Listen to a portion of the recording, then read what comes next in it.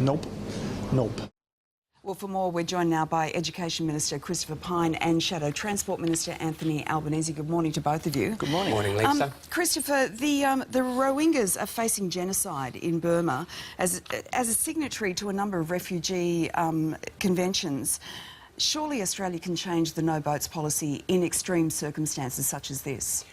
Well, I have deep sympathy for the asylum seekers who are in this position right now, Lisa. There's no doubt about that.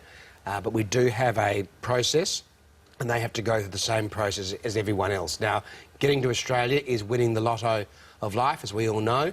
There are tens of thousands of refugees throughout the world who've applied to come to Australia. We've increased the humanitarian group from about 14,000 to about 18,000, recognising that we have responsibilities as part of our international obligations. I want those people to be able to come here as much as anyone else, but they have to come through the correct processes and apply as refugees along with everyone else around the world. And I'm glad that Indonesia and Malaysia are recognising their responsibilities, as they are the first country that those refugees have come to. But we can't allow open slather on our borders, because that will take us back to the chaos that occurred under the Gillard and Rudd regimes. Anthony, speaking of which, 50,000 refugees arrived in Australia during your time in government, so this is a sticky area for Labor. But what would you do if you were in government? Well, one of the things I think that needs to happen is a regional solution, and Australia must play its part in it. I frankly don't think that Tony Abbott was very prime ministerial yesterday. You can be opposed to people smugglers, and I am, Christopher is, but we need to be very careful of drawing a distinction between them and people. These kids, just like mine or Christopher's on these boats around the Andaman Sea, and for a while there, the idea of pushing them off and seeing people die is something that we find abhorrent. One of the reasons why offshore processing is in place is to stop people dying at sea, and that is a bipartisan policy. But there are international responsibilities, and I think Australia, along with other countries in the region, could help advance the long-term solution by playing a part in that regional solution to this particular problem. All right. Let's move on to opinion polls. Now, business confidence is up, consumer confidence is up.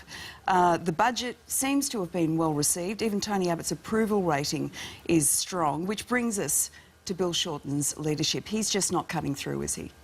I think Bill Shorten has held the government to account. We had the most unfair budget that we've seen in living memory last year. This year, it's a little bit less unfair, but the cuts are still there to education, the cuts to health, and we know that if Tony Abbott gets a second term, then the pension cuts and other measures that have been taken off the table temporarily will be put straight back on. But Tony Abbott's had a pretty terrible 12 months leading up to the budget.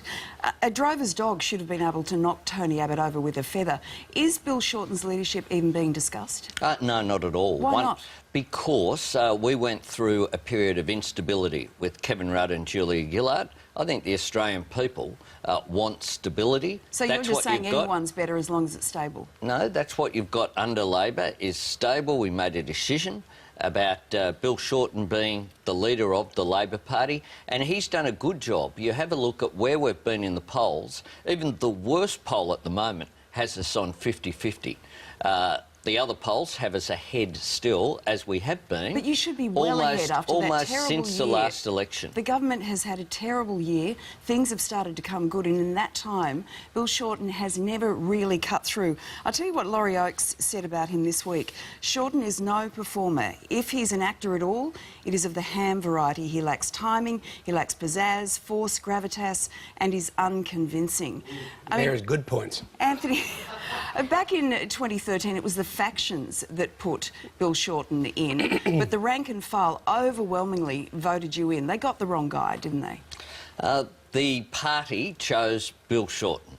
I accepted that decision, and what I've got on with doing is being a part of Bill Shorten's team, doing work on infrastructure in cities and in my policy work, and I look forward to being a minister in a Bill Shorten government. Chris, the truth is you'd much prefer to go to any election with Bill Shorten as the leader, wouldn't you?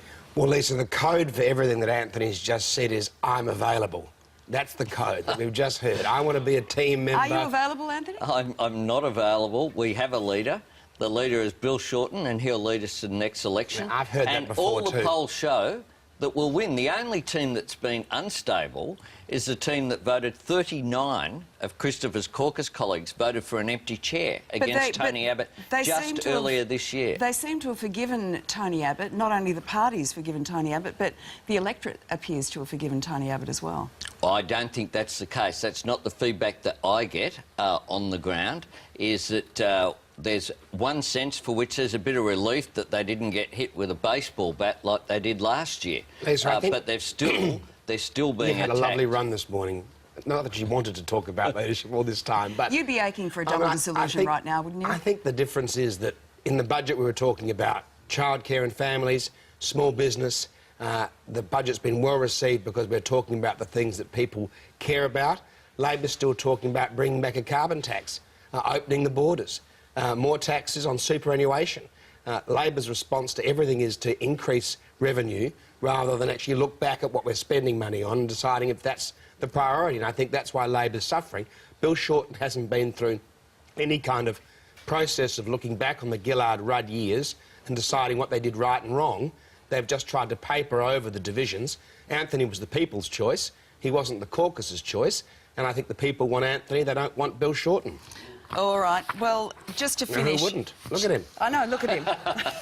Just to finish... I'm not sure I want your endorsement, Christopher. I've got to say. We probably should finish in the biggest story that was in Canberra this week, and it was DJ Albo. Yes. OK, let's have a look at this. This is Anthony Albanese as DJ. Look at that. The bomber jacket, the polo shirt. Never been happier. Jealous much, Christopher? I mean... Yes, I am jealous, actually. I would have thought I am. so. I'm It was very good jealous. fun.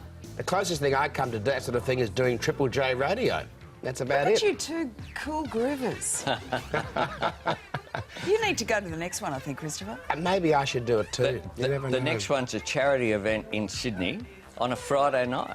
There you go. Reclink Community Cup, who do a lot of work with disadvantaged youth. So I'll have to see what my the wife and 4 Education children Minister think. would be very welcome there, I'm sure. So you've got to rock out the leather I bomber might need jacket your again. advice on the music, though. That's the only thing. I You might wouldn't need let to you come near and- the. I you might wouldn't need to let help you me. near the music. We're a choice, joint Christopher. charity auction at the Midwinter Ball this year, Anthony. Oh, what do you think you'll go for?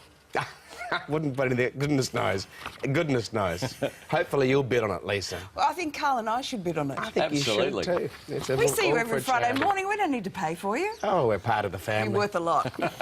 Thanks very much, gentlemen. We'll see you next week. Good to be Thank with you. you. Over to you, Carl. Both future leaders, aren't they, eh?